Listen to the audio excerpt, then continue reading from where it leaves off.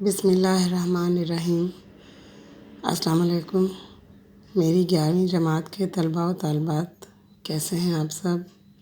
امید کرتی ہوں آپ خیریت سے ہوں گے اور اپنی اس نئی کتاب گلزار اردو کو بھرپور طریقے سے اس کا مطالعہ بھی کر رہے ہوں گے اور آپ کو بہت لطف بھی آ رہا ہوگا اس کو پڑھنے میں، کیونکہ جب انسان کا ایک نئی چیز سے واسطہ پڑتا ہے تو اس کے بارے میں انسان کے اندر خود بخود تجسس پیدا ہو جاتا ہے اور اپنے اس تجسس اور تشنگی کو مٹانے کے لیے آپ پوری کوشش کر رہے ہوں گے، اور میں امید کرتی ہوں کہ اس سلسلے میں میری ویڈیوز بھی آپ کے لیے کچھ نہ کچھ مفید ضرور ثابت ہو رہی ہوں گی۔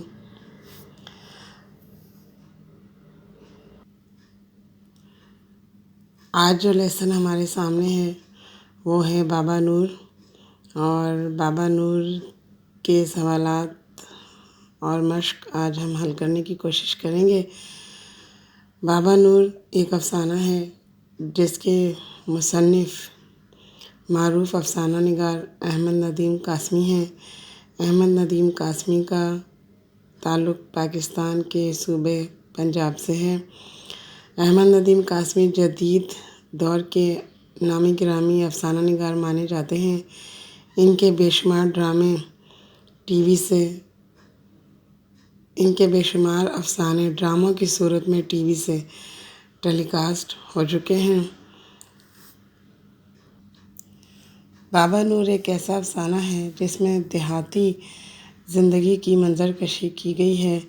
بابا نور ایک بوڑھا شخص ہے اور اس کا بیٹا برما میں گولہ لگنے سے انتقال کر گیا ہے، لیکن اس صدمے کی وجہ سے بابا نور کے دماغ پر اثر ہو جاتا ہے اور وہ اپنی ذہنی حالت میں نہیں رہتا اور وہ تھوڑا سا پاگل ہو جاتا ہے، اور اسی طرح وہ اپنی زندگی بسر کر رہا ہے۔ اسے لگتا ہے کہ اس کا بیٹا ایک دن واپس آ جائے گا، حالانکہ اسے یہ بتایا جا چکا ہے کہ اس کا بیٹا برما میں گولہ لگنے سے مارا جا چکا ہے، لیکن بابا نور کے دماغ نے اس بات کو تسلیم نہیں کیا ہے، اور بابا نور کو ایسا لگتا ہے کہ اس کا بیٹا ایک دن ضرور واپس آئے گا، اور اسی امید پر وہ ہر روز ڈاک خانے کے چکر لگاتا ہے اور جا کر منشی سے روزانہ ایک ہی سوال کرتا ہے کہ اس کے بیٹے کی کوئی چٹھی یا خط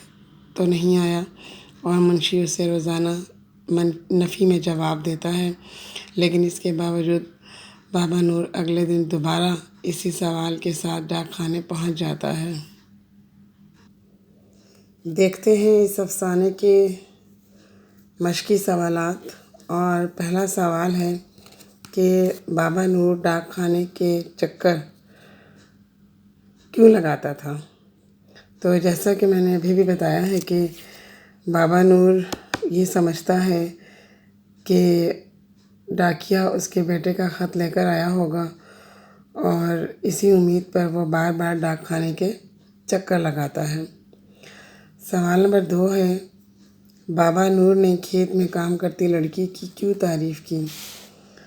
بابا نور نے کھیت میں کام کرتی لڑکی کی تعریف اس لیے کی کیونکہ وہ گندم کے پودوں کے درمیان موجود گھاس کو درانتی سے کاٹ رہی تھی، اور یہ سارا عمل وہ اس قدر صفائی سے کر رہی تھی اور اتنے سلیقے سے کر رہی تھی کہ اس کے گھاس کاٹنے کے، حالانکہ وہ بہت تیزی سے درانتی چلا رہی تھی، لیکن پھر بھی وہ گھاس کاٹ لیتی اور گندم کے پودوں کو بالکل نقصان نہیں پہنچتا تھا۔ تو لڑکی کے اس قدر سلیقہ شعاری کے ساتھ کام کرنے کی وجہ سے بابا نور نے اس کی تعریف کی۔ اگلا جز ہے سوالات کا۔ بابا نور کا افسانے میں بیان کردہ حلیہ اپنے الفاظ میں لکھیے۔ تو بابا نور کا افسانے میں حلیہ آپ کو اسی افسانے کے اندر مل جائے گا، جو کہ صفحہ نمبر 54 پر ہے۔ آخری پیراگراف میں بابا نور کا سارا لباس دھلے ہوئے سفید کھدر کا تھا، سر پر کھدر کی ٹوپی جو سر کے بالوں کی سفیدی سے گردن تک جڑی ہوئی تھی۔ اس کی داڑھی کے بال تازہ کنگھی کی وجہ سے خاص ترتیب سے سینے پر پھیلے ہوئے تھے، گورے رنگ میں زردی نمایاں تھی، چھوٹی چھوٹی آنکھوں کی پتلیاں اتنی سیاہ تھیں کہ بالکل مصنوعی معلوم ہوتی تھیں۔ اس کے علاوہ بابا نور کے کندھے پر سفید کھدر کا ایک رومال تھا۔ سوالات کا داغ جز ہے کہ کس بات سے اندازہ ہوتا ہے کہ بابا نور کے کردار میں معصومیت، دردمندی اور خیر خواہی کے عناصر موجود تھے۔ تو بہت ساری باتیں اس افسانے میں ایسی ہیں جن سے یہ اندازہ لگایا جا سکتا ہے کہ بابا نور کے کردار میں یہ تمام عناصر موجود تھے۔ مثال کے طور پر بابا نور کا مذاق اڑاتے ہیں بچے جب وہ ڈاک خانے جاتے ہیں، بابا نور انہیں چھیڑتے ہیں، بابا نور کو بچے چھیڑتے ہیں، ان سے پوچھتے ہیں کہ وہ کہاں جا رہے ہیں۔ جب وہ کہتے ہیں کہ ڈاک خانے جا رہا ہوں تو بچے اس بات پر ہنستے ہیں، انہیں تنگ کرتے ہیں، لیکن بابا نور کو بچوں کی یہ شرارت بری نہیں لگتی اور وہ بچوں کو نہیں جھڑکتے، انہیں کچھ نہیں کہتے، بلکہ وہ بچوں سے شفقت اور پیار سے اور محبت سے بات کرتے۔ اس کے علاوہ بابا نور روزانہ خط لینے ڈاک خانے پہنچتے، مگر ناکامی پر بالکل مایوس نہ ہوتے اور نہ ہی ڈاکیے پر بگڑتے، اور بہت معصومیت کے ساتھ روزانہ وہ یہی سوال اس سے کرتے اور انکار پر جواب ملنے کے باوجود نہایت ہی خاموشی سے واپس آ جاتے۔ تو ان تمام باتوں سے اندازہ ہوتا ہے کہ بابا نور کے کردار میں معصومیت، دردمندی اور خیر خواہی کے عناصر بدرجہ اتم موجود تھے۔ اگلا جز ہے اس افسانے کا انجام ہماری فکر اور احساسات پر کیا اثرات مرتب کرتا ہے۔ تو اسٹوڈنٹس، اگر آپ نے اس افسانے کو غور سے پڑھا تو یقیناً آپ اس نتیجے پر پہنچے ہوں گے، یہ سوچنے پر مجبور ہوئے ہوں گے کہ جنگ ایک چھوٹا سا لفظ ہے اور کہنا بہت آسان ہے، لیکن جب جنگ ہوتی ہے تو اپنے ساتھ بہت سی تباہ کاریاں اور تباہیاں لے کر آتی ہے، اور جب یہ ختم ہو جاتی ہے تو اس کے پیچھے بہت بڑے بڑے طوفان رہ جاتے ہیں۔ اور اس افسانے کو پڑھ کے ہماری احساسات پر یہ اثرات مرتب ہوتے ہیں کہ اس افسانے کا انجام ہمیں جنگ کی تباہ کاریوں کا احساس دلاتا ہے، اور بابا نور جیسا خوش اخلاق اور سیدھا سادہ اور معصوم آدمی جس کا بیٹا جنگ میں مر چکا ہے، پاگل پن کا شکار ہو جاتا ہے، اور نہ جانے ایسے کتنے ہی لوگوں کی زندگیاں تباہ و برباد ہو جاتی ہیں جنگ کے نتائج کے طور پر۔ اور بابا نور کو ایسا لگتا ہے کہ اس کا بیٹا ایک دن ضرور واپس آئے گا، اور وہ پچھلے 10 برسوں سے روزانہ اپنے بیٹے کے خط کا انتظار کرتا ہے اور ڈاک خانے کے چکر لگاتا ہے۔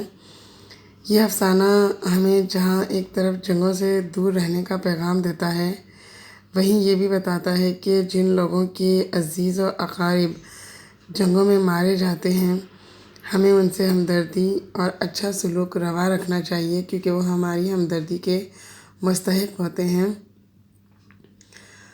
تو یہ افسانہ ہمیں سبق دیتا ہے کہ جنگ جیسا قبیح عمل ہماری زندگیوں پر بہت سے اثرات مرتب کرتا ہے، اور حتی الامکان جنگوں سے دور رہنے کی کوشش کرنی چاہیے۔ سوالات کا اگلا جز ہے کن باتوں سے اندازہ ہوتا ہے کہ یہ ایک دیہاتی ماحول کا افسانہ ہے۔ بہت ساری باتوں سے اندازہ ہوتا ہے کہ یہ ایک دیہاتی ماحول کا افسانہ ہے۔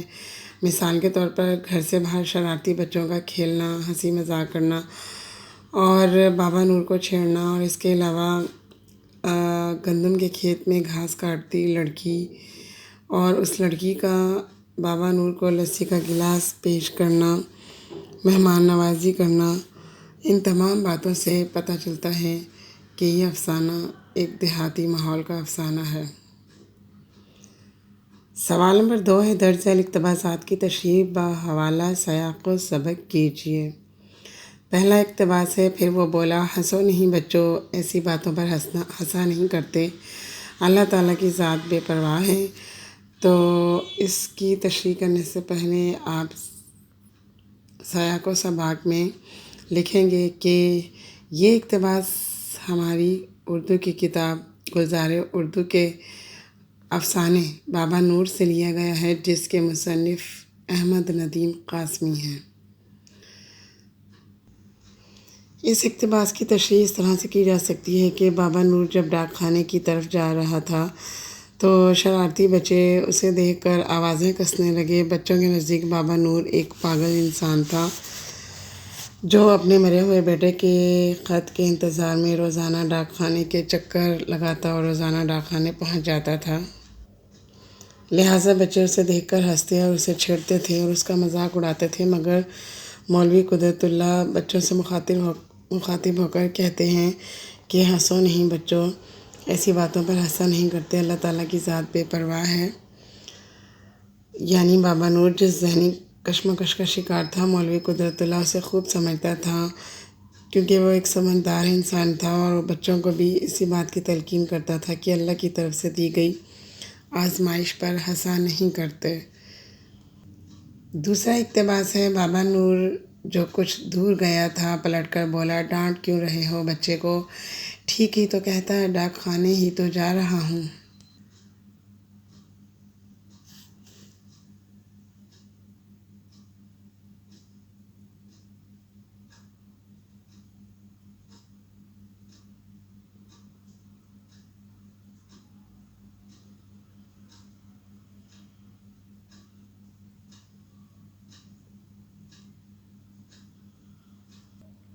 ان سطور میں مصنف نے اس وقت کی منظر کشی کی ہے کہ جب بابا نور ڈاک خانے جا رہے تھے تو بچے ان کا مذاق اڑاتے ہیں اور ان پر ہنستے ہیں، آوازیں کستے ہیں، تو ایک نوجوان بچوں کو ڈانٹتا ہے۔ تو بابا نور کی ذہنی حالت اور کشمکش کو ان لائنوں میں بیان کیا گیا ہے کہ بابا نور کا یقین اور اعتقاد اس قدر پختہ تھا کہ بچے جو ان کا مذاق اڑایا کرتے تھے، بابا نور اسے حقیقت سمجھتے تھے۔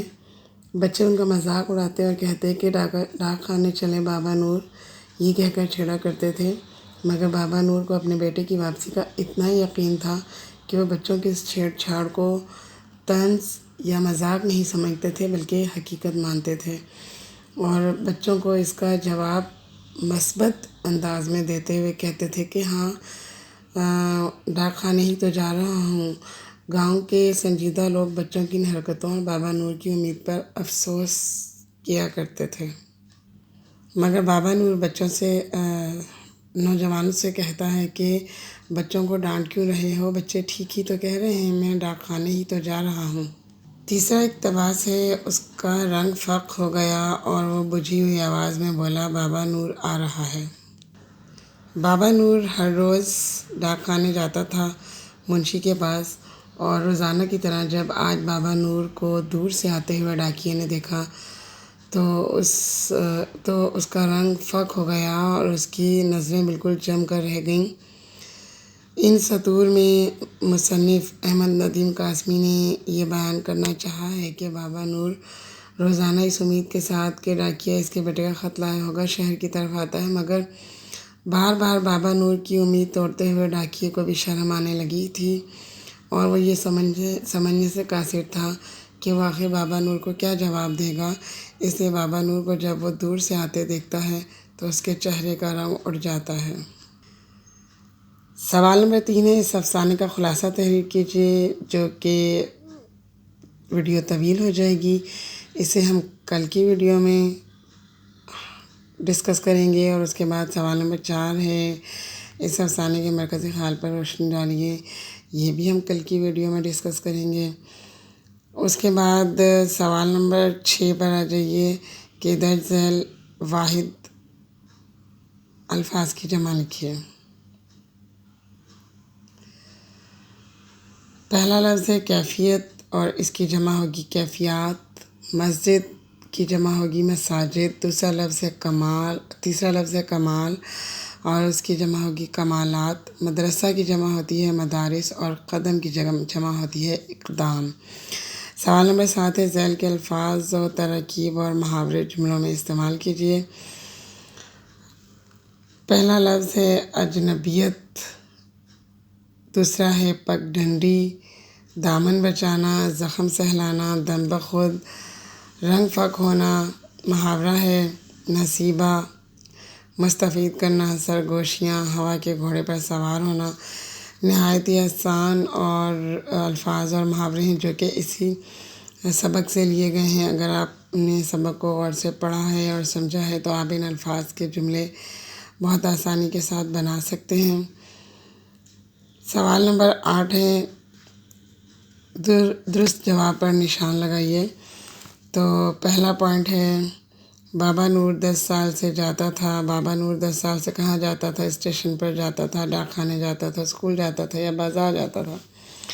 تو بابا نور 10 سال سے جاتا تھا ڈاک خانے. اس کا جواب ہے سفید کھدر کا رومال تھا بابا نور کے سر پر، کندھے پر، گھر پر، کندھے پر یا ناک پر.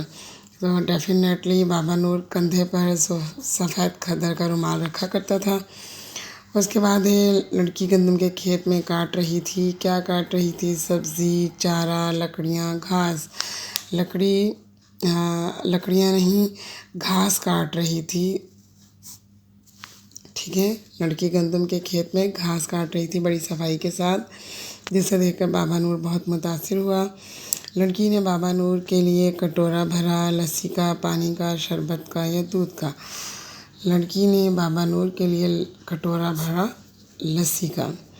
بابا نور احمد ندیم قاسمی کا تحریر کردہ ہے. کیا ہے؟ اصناف ادب کے لحاظ سے یہ کس صنف میں شمار ہوگا؟ ناول ہے، ناولٹ ہے، افسانہ ہے یا پھر رپورتاژ ہے؟ تو اصناف ادب کے لحاظ سے یہ افسانہ ہے. عزیز طلبہ و طالبات، میں نے آج مشقی سوالات حل کروانے کی کوشش کی ہے.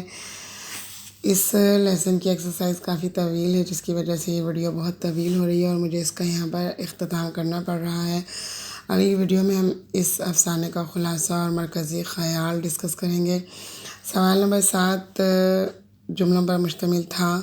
میرا خیال ہے آپ اس کے جملے بنانے کے خود بھی قابل ہیں، لیکن اگر نہیں بنا پائے تو کل کی ویڈیو میں کوشش کروں گی کہ یہ جملے بھی آپ کے لیے بنا دوں.